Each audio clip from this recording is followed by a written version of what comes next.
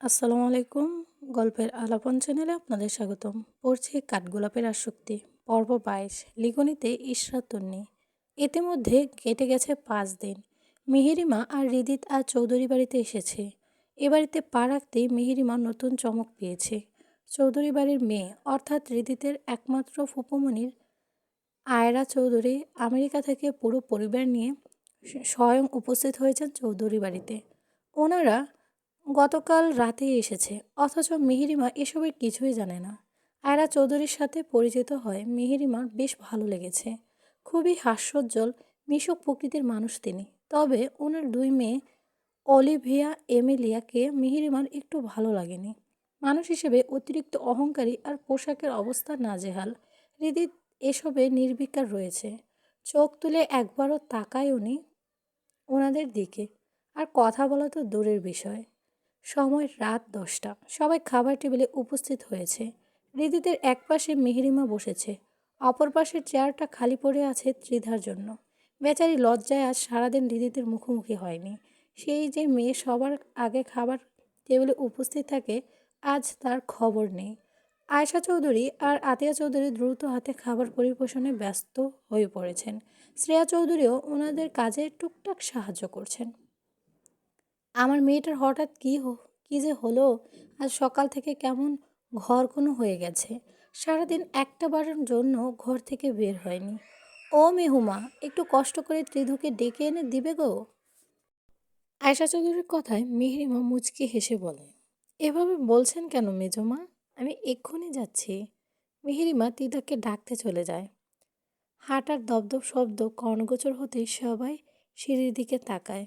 Olivia আর Emilia দোতলা থেকে নামছে। দু বোনের পরনে ছোট্ট একটা টপস, যেটার উচ্চতা হাঁটুর অনেকটা উপরে। ফর্সা কাঁধ পা সবটাই উন্মুক্ত। আরিফ চৌধুরী আজাদ চৌধুরী দ্রুত নিজের চোখ নামিয়ে নেন। হৃদিদের দৃষ্টি নিজের ফোনে স্থির। অলিভিয়া এমিলিয়া এসে কোনো অনুমতি ছাড়াই হৃদিদের দুপাশে চেয়ারে দুজন বসে পড়ে। হৃদিত ফোন থেকে দৃষ্টি সরাতে আয়রা চৌধুরী দিকে দৃষ্টিপাত করে। বিদায় হচ্ছেন কবে? হৃদিতের এহেন কথায় উপস্থিত সবাই চক্ষু ছানা বড়া হয়ে গেল। গোল গোল চোখ করে অবিশ্বাস্য চোখে হৃদিতের দিকে তাকিয়ে থাকে। আয়রা চৌধুরী মলিন হাসেন। একমাত্র গতকাল এইমাত্র মাত্রই গতকাল আসলাম বাবা। এবারে অনেক দিনের জন্যই এসেছি। পুরো শীত কাটিয়ে তারপর যাব। বহু বছর গ্রামে শীতের পরিবেশ উপভোগ করা হয়নি। হৃদিতের ঠোঁটে তাচ্ছিল্য হাসি। শীত কাটাতে এসেছেন? খুব ভালো। আমি ভেবেছিলাম বোধহয় আগেরবারের মতোই ভাই বউকে নিজের সঙ্গী বানিয়ে ভাইয়ের মাথা চিবোতে এসেছেন। শেষ কথাটা শ্রেয়া চৌধুরীর দিকে তাকিয়ে বলে। শ্রেয়া চৌধুরী দৃষ্টি নামিয়ে নেন। কিছুক্ষণ থেমে আবার বলে, তবুও একটা ওয়ার্নিং দিয়ে রাখি। আমার বউ কিন্তু সুবিধার না, সাবধানে থাকবেন। নিজের সব সঙ্গীদের সাবধানে রাখবেন। মিহিরিমা আপনাদের মতো মানুষকে ঘৃণা করে। হৃদিত, গর্জে ওঠে আরিফ চৌধুরী। নিজের একমাত্র আদরের বোনকে অপমান করছে কিনা। উপস্থিত ছোট বোনের সবার সামনে এমন কঠিন অপমানে ফুপিয়ে ওঠেন আয়রা চৌধুরী। আয়রা চৌধুরীর হাজবেন্ড আবরান তালুকদার অগ্নিদৃষ্টিতে তাকিয়ে থাকেন হৃদিতের দিকে। হৃদিকের সেদিকে পাত্তা দিল না। ভাবটা এমন যে কিছুই হয়নি। চেয়ার ছেড়ে উঠে দাঁড়ায়। আর এই যে তোরা দুজন, একটা কথা কান খুলে শুনে রাখ। নেক্সট টাইম যদি আমার আশেপাশে তোদের দুজনকে দেখি, তাহলে পা দুটো কেটে হাতে ধরিয়ে দেবো। Mind it. হৃদিতের কণ্ঠে কিছু একটা ছিল। অলিভিয়া এমিলিয়া ভয়ে জড়সড় হয়ে তড়িৎ গতিতে হ্যাসোচোখ মাথা নাড়ে। হৃদিত দোতলার উদ্দেশ্যে পা বাড়ায়। নিজেকে নিজেকে তুমি কি মনে করো? আরিফ চৌধুরী উচ্চ স্বরে বলে ওঠেন। হৃদিতের চলন যুগল থেমে যায়। পেছন ঘুরে তাকায়। প্যান্টের পকেটে দুহাত গুজে আয়েশি ভঙ্গিতে দেয়ালে হেলান দিয়ে সিঁড়িতে দাঁড়ায়। আপাতত নিজেকে কিছুই মনে করছি না। তোমার ব্যবহার দিন দিন পশুর মতো হয়ে যাচ্ছে। আপনার তো রক্ত বইছে আমার শরীরে।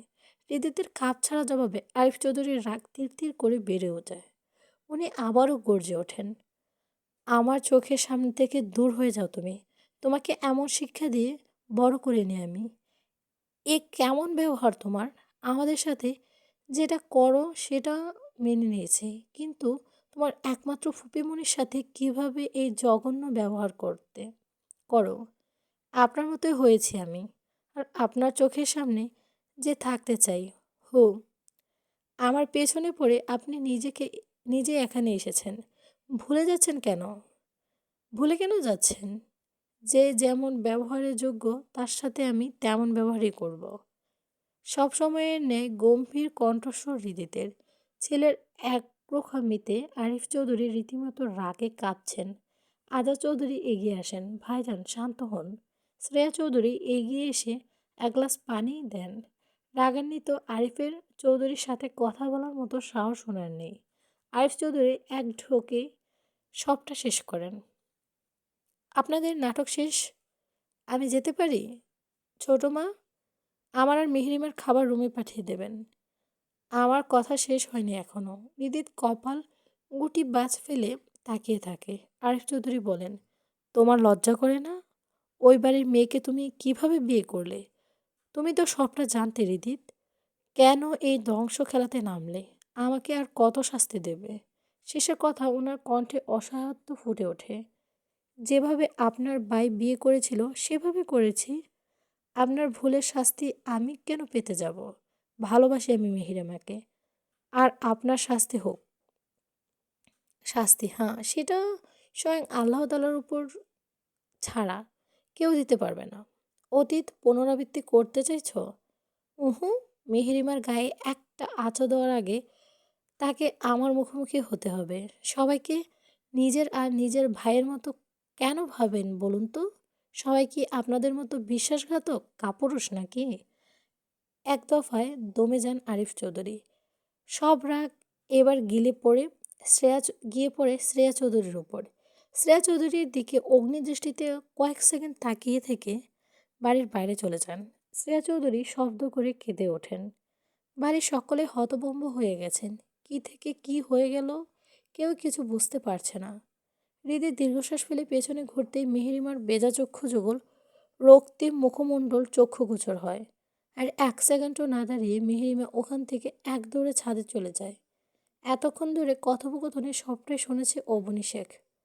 মেহেরিমা তখন ত্রিধাকে ডেকে নিয়ে আসার সময় পথিমধ্যে অবনী শেখ কল দেন। মেহেরিমা কল রিসিভ করে কথা বলতে শুরু করে। হঠাৎ আরিফ চৌধুরীর চিৎকার শুনে ওরা দুজনে দ্রুত পায়ে দোলনার সিঁড়ির নিকট এগিয়ে যায়।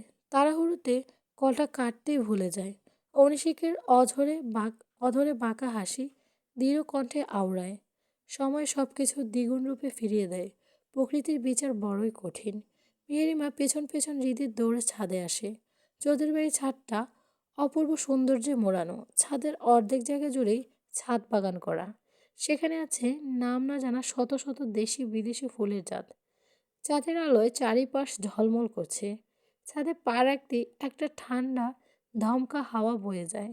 মেহেরিমার ক্ষীণ তনু মন শিরশিরিয়ে ওঠে।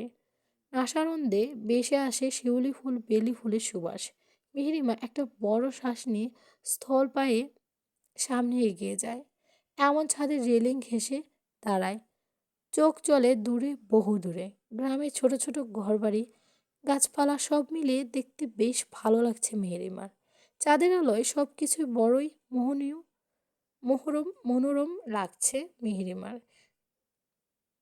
কিছুক্ষণ আগে মনের ব্যথাটা কিছুটা কমে আসে। প্রকৃতিপ্রেমীদের কাছে প্রকৃতিই যেন শান্তির নীড়। তাই তো কয়েক মিনিটের ব্যবধানে মেহেরিমার অসহনীয় বুকের ব্যথাটা গিলে নিল প্রকৃতি। হৃদিত এগিয়ে এসে পেছন থেকে জড়িয়ে ধরে মেহেরিমাকে। উন্মুক্ত স্পন্দে থুতনি রাখে। কিছুক্ষণ নীরবতা শুনতে ব্যস্ত। হঠাৎ মেহেরিমার চোখে জ্বলে ওঠে অগ্নিশেখা। নীরবতা ভেঙে তীক্ষ্ণ কণ্ঠস্বরে বলে, অতীতে চৌধুরী পরিবার সাথে শেখ পরিবারের কি ঘটেছিল? একে অপরের প্রতি এত ভয় সংকোচ ঘৃণা কেন? কিসের ধ্বংস খেলায় নেমেছেন সবাই? আপনাদের খেলায় আমায় কোন দাবারগুটি বানালেন? এটা পর্বত দেশ। অম্বরে কালো মেঘের ভেলা ছুটে চলেছে এদিক ওদিক। মেঘের আড়ালে নিজের সুন্দর মুখখানা লুকিয়ে রেখেছে শশী। বইছে বৈরী পবন। সুবিশাল অম্বরে নিজের উপস্থিতি জানান দিতে ক্ষণে ক্ষণে ডেকে চলেছে কাদম্বিনীর দল। চারিদিকে ঘুটঘুটে অন্ধকার, থেকে থেকে ভেসে আসছে শেয়ালের ডাক। শীতের কুয়াশা মাখা রাত, আশেপাশে সবটাই কুয়াশায় আচ্ছন্ন। ছাদের দোলনায় বসে আছে মেহেরিমা। ধ্যান জ্ঞান কোথায় পড়ে আছে বোঝা মুশকিল। মেহেরিমা দৃষ্টি যে থামে চৌধুরী বাড়ির ডান পাশের জঙ্গলে। সেখানে মনের আনন্দে ছুটে চলেছে এক ঝাঁক ঝোনাকি। ওর কোলে মাথা রেখে শুয়ে আছে হৃদিত, দৃষ্টি অ্যানাবেলার মুখমণ্ডলে। তখন মেহেরিমার প্রশ্নে কোনো জবাব দেয়নি হৃদিত।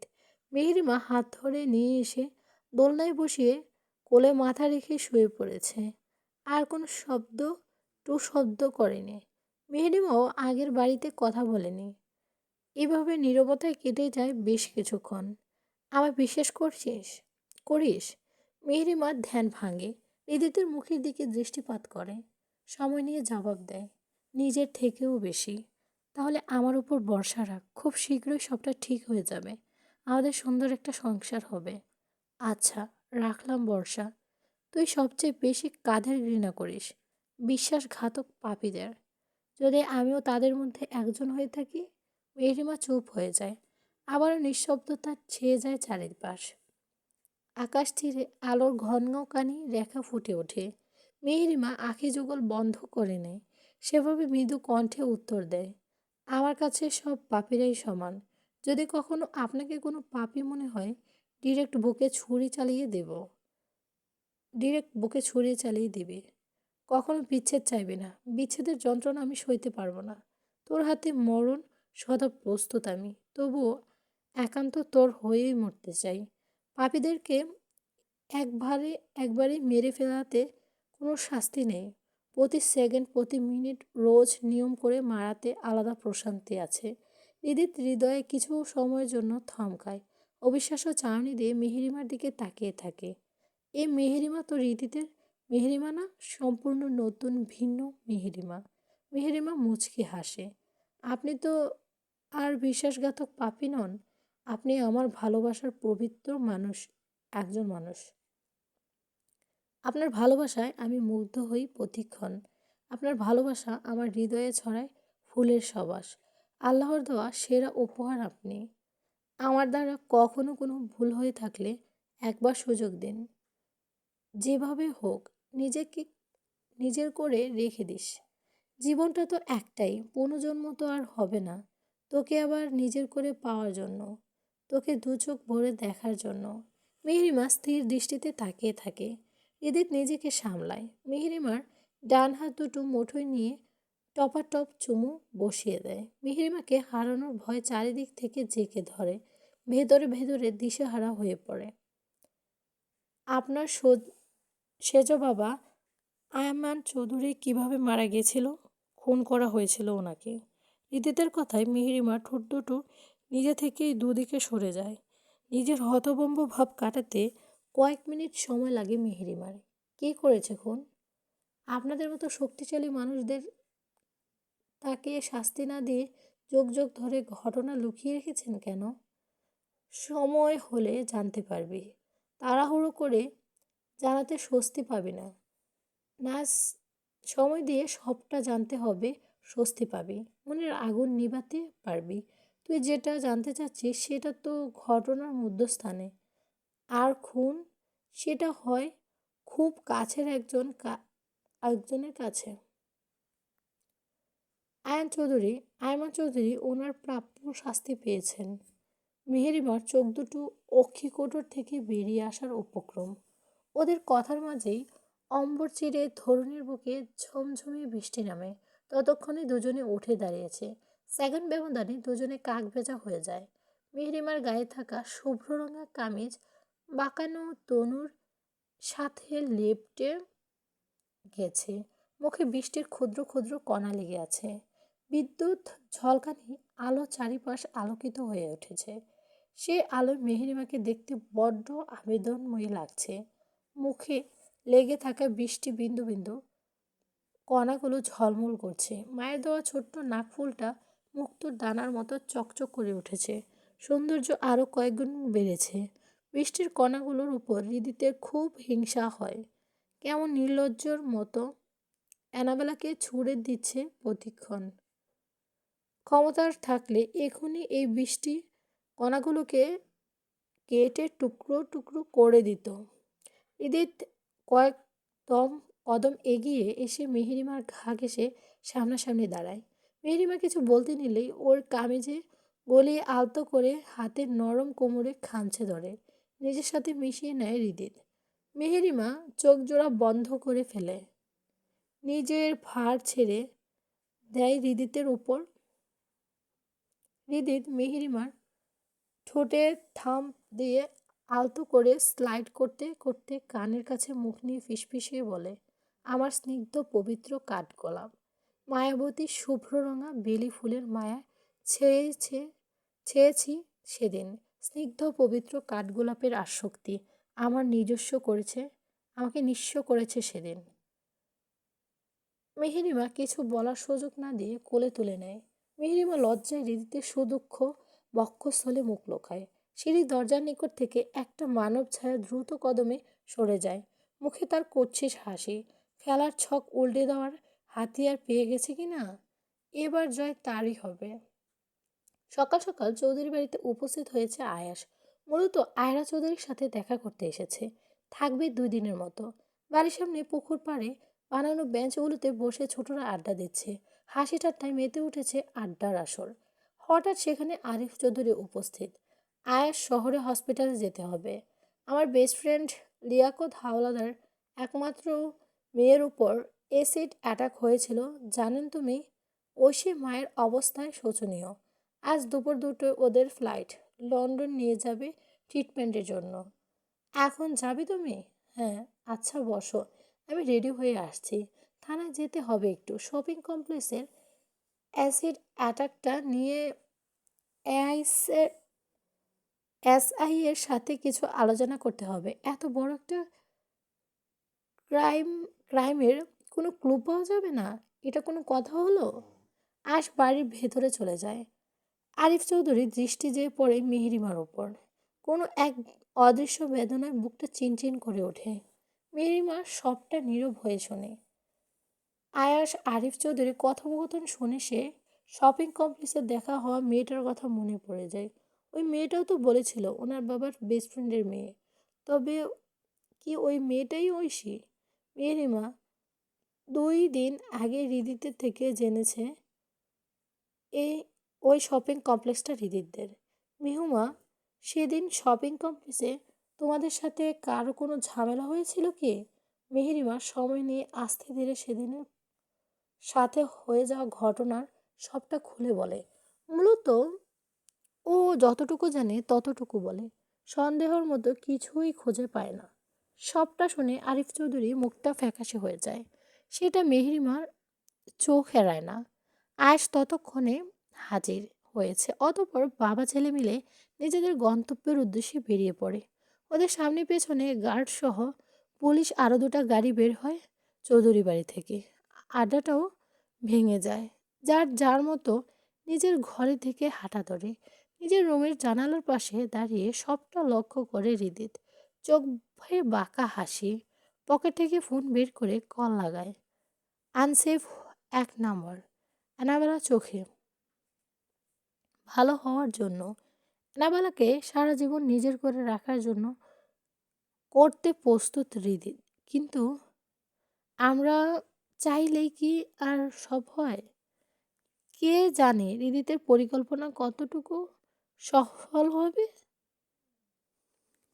মেহেরিমা সদর দরজা পা রাখতে ওর পিঠে কিছু একটা এসে পড়ে। ও পিছু ফিরে চায়। নিচে তাকাতে একটা কাগজের খণ্ডাংশ দেখতে পায়। কাগজটা উঠিয়ে নেয় মেহেরিমা। আশেপাশে তাকিয়ে কাউকে না দেখতে পায়। ওটা খুলতেই চক্ষুগোচর হয়ে ছোট ছোট অক্ষরে লেখা ক্ষুদ্র বার্তা। ভালোবেসে বিশ্বাস করা ভালো, তবে অন্ধ বিশ্বাস ভালো না। দেখো শেষ পর্যন্ত যেন তোমাকে ঠকে যেতে না হয়। মানুষ বাইরে যেমন দেখায় আসলে কিন্তু তেমন না। লেখাগুলো পড়ে মেহেরিমা স্থির হয়ে দাঁড়িয়ে থাকে। কথাগুলো মর্মার্থ বুঝতে মস্তিষ্ক কিলবিল করে ওঠে।